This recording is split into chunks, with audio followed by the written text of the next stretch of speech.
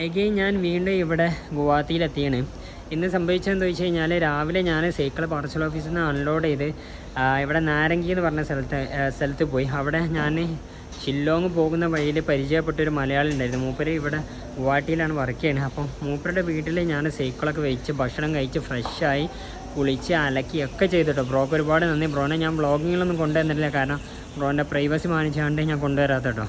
അപ്പോൾ എൻ്റെ പ്ലാൻ എന്താ വെച്ച് കഴിഞ്ഞാൽ നമുക്ക് ഗുവാഹട്ടിയിൽ നിന്ന് നേരെ ട്രെയിൻ പിടിച്ച് ദിമാപൂർ എന്ന് പറഞ്ഞ സ്ഥലത്തേക്ക് പോകണ്ട. കാരണം നമ്മൾ സൈക്കിൾ പോയി മണിപ്പൂരിലേക്ക് പോലെ ഇപ്പോൾ കുറച്ച് റിസ്ക്കാണ്. അവിടെ കർഫ്യൂ നടക്കുന്നതുകൊണ്ട് തന്നെ കുറച്ച് സീനാണ്.